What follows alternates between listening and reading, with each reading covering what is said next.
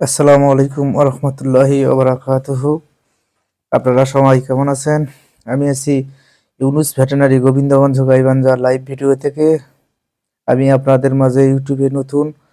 আজকে আমি প্রথম পর্যায়ে আপনাদের সামনে আলোচনা করতে চাই প্রাথমিক চিকিৎসা, গরুর প্রাথমিক চিকিৎসা সম্বন্ধে আমি ইনশাল্লাহ আলোচনা করার চেষ্টা করব। ইনশাল্লাহ প্রাথমিক চিকিৎসা, একটা অসুস্থ গরু চেনার উপায়, এই বিষয়গুলো আমি আপনাদেরকে জানানোর চেষ্টা করব। ইনশাল্লাহ খুব মনোযোগ সহকারে আপনারা শোনার চেষ্টা করবেন। অসুস্থ হলে গরু কখনোই জাবর কাটবে না গরুর। আর এই বিষয়টা অবশ্যই লক্ষ্য রাখবেন যে গরুর পাকস্থলী চারটা।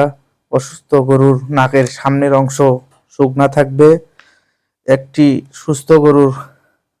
সুস্থ গরুর ফারেনহাইট 100 হবে, ছাগলের 102, মুরগির 105। এই তাপমাত্রা কম বেশি হলে একটা পশু অসুস্থ হয়ে পড়বে। এই বিষয়টা অবশ্যই আপনারা লক্ষ্য রাখবেন। তো অসুস্থ হলে গরু কখনোই জাবর কাটবে না, 1 নম্বর। 2 নম্বর, গরুর নাকের সামনের অংশ শুকনা থাকবে। অসুস্থ গরুর লোমগুলো খাড়া হয়ে থাকবে। অসুস্থ গরু পানি ও খাদ্য গ্রহণ কমে দিবে। তো এই বিষয়গুলো অবশ্যই আপনারা লক্ষ্য রাখবেন। একটা অসুস্থ গরু খাওয়া দাওয়া বন্ধ করে দিবে। তো এই বিষয়গুলো অবশ্যই আমাদেরকে, আর গরুর রোমেন ক্লিয়ার আছে কিনা, তো এই বিষয়টা অবশ্যই আপনারা লক্ষ্য রাখবেন।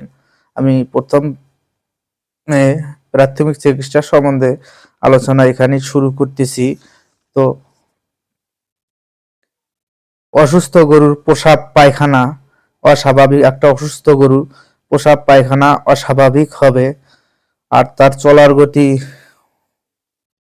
অস্বাভাবিক হবে। অসুস্থ গরু কান অর্থাৎ কান এবং লেজ নাড়াবে না।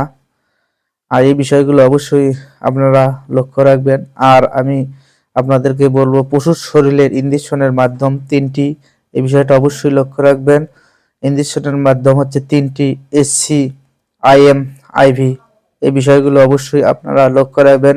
এসসি গলার চামড়ার নিচে, আর হচ্ছে আইএম তথা মাংসে, আর আইভি হচ্ছে শিরার রগে।